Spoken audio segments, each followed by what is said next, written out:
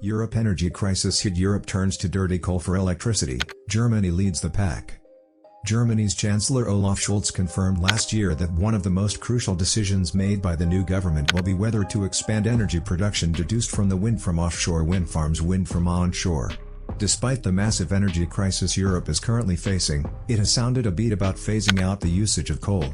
It had set an ambitious target of 2030 to achieve this amid serious concerns about climate change. Take Germany, for example. Here's what Chancellor Scholz promised last year. Scholz stated that he would address energy in a more sustainable manner, but is he doing so at this time? No fossil fuels are making a comeback in Germany or the rest of Europe because the continent is running out of Russian gas and has no choice but to continue down the path that environmentalists have warned against. What does the data reveal about European habits? What caused people to change their minds about the use of fossil fuels? How unsustainable is this strategy? Good day and welcome, I'm Sam, and you're watching Sam News on YouTube. In contrast to 31.9% during the same period last year, 36.3%, or more than a third, of the electricity pumped into the German power grid between July and September came from coal-fired power plants.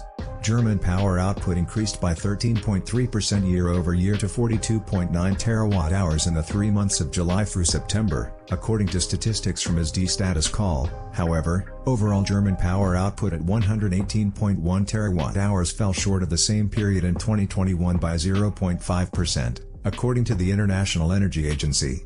Global coal consumption hit a record high of over 8 billion tons this year, with Germany scoring one of the most significant increases with a 19% increase.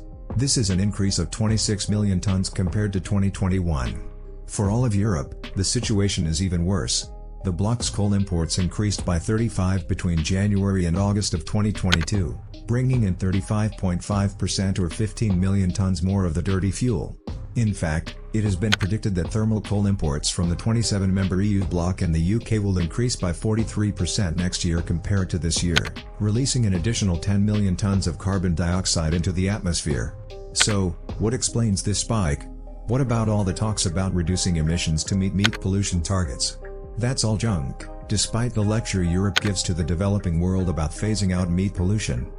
Europe has historically relied heavily on Russian gas supplies, but after the Ukraine war, the bloc wanted to punish Moscow without realizing how disastrously the move would backfire. As a result, Russia cut off gas supplies, throwing Europe into an unprecedented crisis.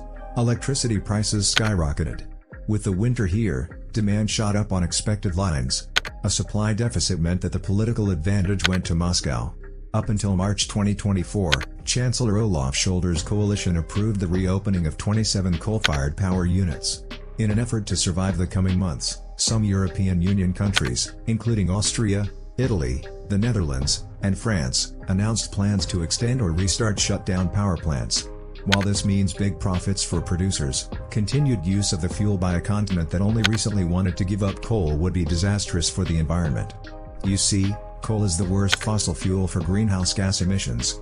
In the year of climate change, countries made at least verbal commitments to be aware of the damage that using fossil fuels can cause. So why is the EU continuing with this? According to energy expert Simon Pietra, it is terrible but necessary if the EU wants to avoid at least blackouts this winter. This is a classic case of dire circumstances necessitating desperate measures. Europe is aware that its future is in jeopardy. It also knows that the energy crisis won't be resolved anytime soon, so to make up for the lack of Russian supplies, it has no choice but to get dirty and hope that starting up these coal power plants will make up for the shortfall. As a result, Europe is no longer in a position to lecture the developing world and the global south about the harm that burning coal causes to the environment. Please share your thoughts on Europe's unsustainable strategy in the comments section.